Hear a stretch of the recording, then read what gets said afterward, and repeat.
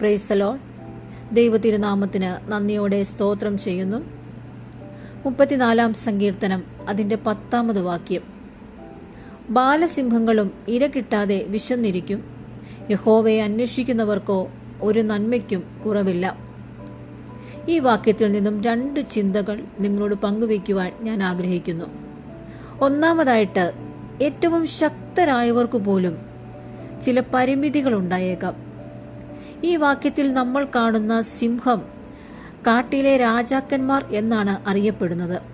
അവർ വളരെ കരുത്തരും ഇരകളെ പിടിക്കുന്നതിൽ അതിശക്തന്മാരുമാണ്. പ്രത്യേകിച്ചും ബാലസിംഹങ്ങളാകുമ്പോൾ അവയ്ക്ക് കൂടുതൽ ഊർജവും കരുത്തും ഉള്ളവരാണ്. അങ്ങനെയുള്ള യുവസിംഹങ്ങൾക്ക് പോലും ചില സമയങ്ങളിൽ ഇര കിട്ടാതെ വിശപ്പനുഭവിക്കേണ്ടതായ സാഹചര്യങ്ങളുണ്ടായേക്കാം. പ്രിയപ്പെട്ടവരെ, നമ്മൾ എത്ര കരുത്തുള്ളവരായാലും എത്ര ശക്തരായാലും ചില സമയങ്ങളിൽ നമുക്ക് ചില പരിമിതികൾ ഉണ്ടായേക്കാം. നമ്മുടെ സമ്പത്തിനോ നമ്മുടെ കഴിവുകൾക്കോ നമ്മുടെ ശക്തിക്കോ നമ്മുടെ അറിവിനോ ഒന്നും നമ്മുടെ ചില വിഷയങ്ങളിൽ പരിഹാരം തരുവാനായിട്ട് സാധിക്കാതെ പോയേക്കാം. അതുകൊണ്ടാണ് ധനവാൻ തൻ്റെ ധനത്തിലും ബലവാൻ തൻ്റെ ബലത്തിലും പ്രശംസിക്കരുത് എന്ന് തിരുവചനം നമ്മളെ പഠിപ്പിക്കുന്നത്. രണ്ടാമത്തെ ചിന്ത, കർത്താവിനെ അന്വേഷിക്കുന്നതിൻ്റെ അനുഗ്രഹം. ഈ വാക്യത്തിൽ ഇങ്ങനെ വായിക്കുന്നു: യഹോവയെ അന്വേഷിക്കുന്നവർക്കോ ഒരു നന്മയ്ക്കും കുറവില്ല എന്ന്. ജീവിതത്തിൽ ദൈവത്തിന് മുൻഗണന കൊടുക്കുകയും ദൈവത്തിന് പ്രഥമ സ്ഥാനം കൊടുത്ത് ദൈവത്തെ സേവിക്കുകയും ചെയ്യുന്നവർക്ക് ഒരു നന്മയും മുടക്കാതെ കർത്താവ് അവരുടെ കാര്യങ്ങൾ നിർവഹിക്കും.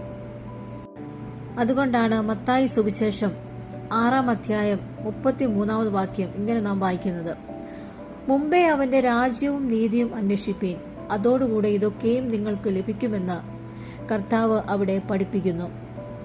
നമ്മുടെ ആവശ്യങ്ങളിൽ, നമ്മുടെ ഭാരങ്ങളിൽ നാം ദൈവത്തിൽ ആശ്രയിക്കുകയാണെങ്കിൽ നിശ്ചയമായിട്ടും ദൈവം നമുക്ക് വേണ്ടി പ്രവർത്തിക്കും. തന്നെ ആത്മാർത്ഥമായി അന്വേഷിക്കുന്നവർക്ക് വേണ്ടി ഒരു നന്മയ്ക്കും കുറവില്ലാതെ അവരെ നടത്തുന്ന ഒരു ദൈവത്തെ ഈ വചനം പരിചയപ്പെടുത്തുന്നു. പ്രിയപ്പെട്ടവരെ, നമുക്കും കർത്താവിൽ ആശ്രയിച്ച് മുമ്പോട്ട് നീങ്ങാം. കർത്താവിനെ അന്വേഷിക്കുന്നവരായി കർത്താവിൻ്റെ മുഖത്തേക്ക് നമ്മുടെ കണ്ണുകളെ ഉയർത്താം. നമുക്ക് വേണ്ടി ഇറങ്ങി വന്ന് പ്രവർത്തിപ്പാൻ ഈ നല്ല ദൈവം ശക്തനാണ്.